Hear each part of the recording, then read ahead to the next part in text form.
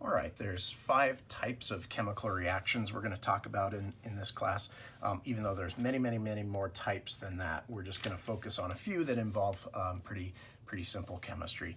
The first type is called synthesis reaction. Synthesis means building or combining, and what happens here is that 2 or more reactants will combine to make a single product.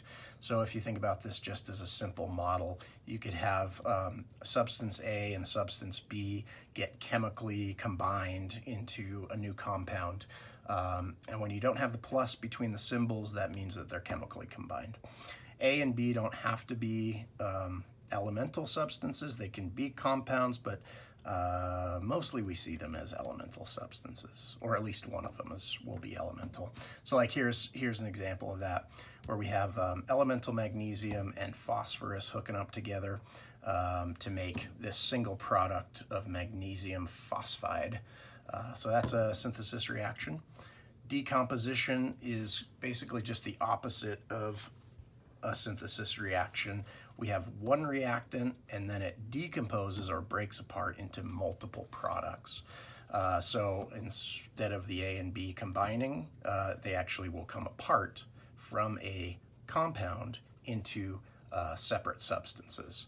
And so here is the decomposition of water into hydrogen gas and oxygen gas. So you can see that we just have the one starting reactant and then a couple of different products. This is a good time to actually talk about why these little subscripts are here, because that's gonna come around a lot.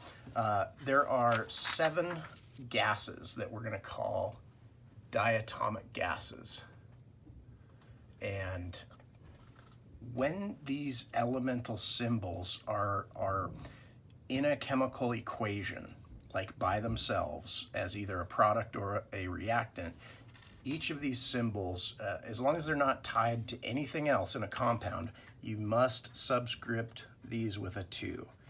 They exist as diatomic molecules, and we have to subscript them as such. Okay, so you'd never see, just a lone H here or a lone O. If they're by themselves, they gotta be subscripted with a 2.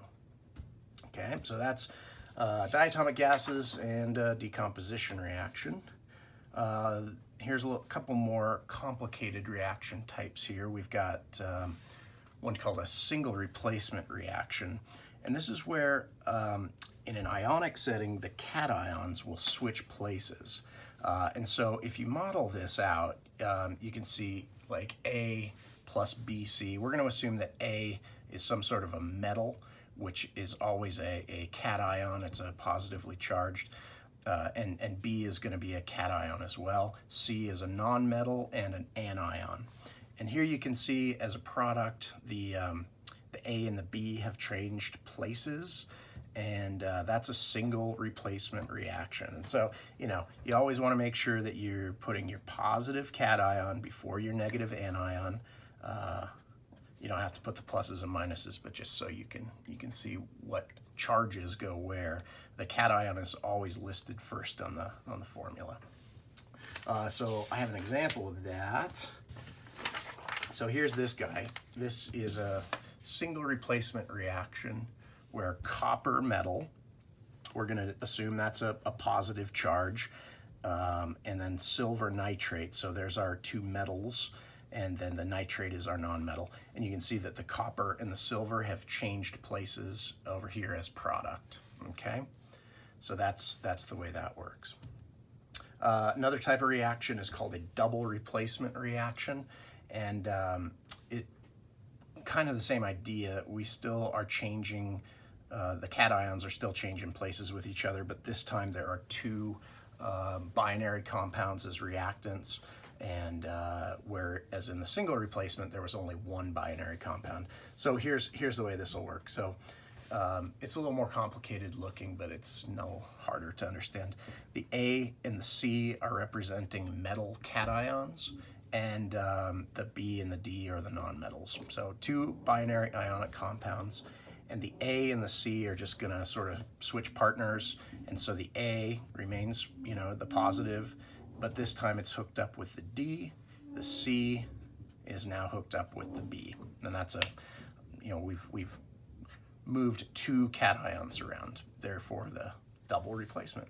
And here's an example of that. So if we have, this is nickel 1 carbonate and iron 1 nitrate. And those are our 2 binary reactant compounds, and the nickel and the iron are our metals, and they're going to change places, switch partners, and our products reflect that. So you have the nickel here is now hooked up with the nitrate, and that's that compound, and then the iron is hooked up with the carbonate, and that's that compound there. So 2 replacements, and yeah. And then the last type is a combustion reaction. This is where stuff is burning, and lots of stuff will burn, but we're going to talk specifically about the combustion of either a hydrocarbon or a carbohydrate, just to sort of simplify things. So here they are. This is the first example here is a hydrocarbon. The C and the H, that's hydrocarbon, and the X and the Y are just representing subscripts that could be in place. Like for example, propane is something you burn in your gas grill. That's C3H8. The other thing is always needed in a combustion reaction is oxygen gas. Notice the subscripted 2 here. That's because oxygen is one of those diatomic gases we need a 2 subscript for. And the products of these reactions are always just carbon dioxide and water. Okay, and then a carbohydrate is kind of like a hydrocarbon. It's just that it's a CHO compound. So things like sugars and the wood you'd probably burn in your stove or something like that, that's cellulose. That's a carbohydrate. And it's really not any different than combustion of a hydrocarbon. Same resulting products, carbon dioxide and water. All right.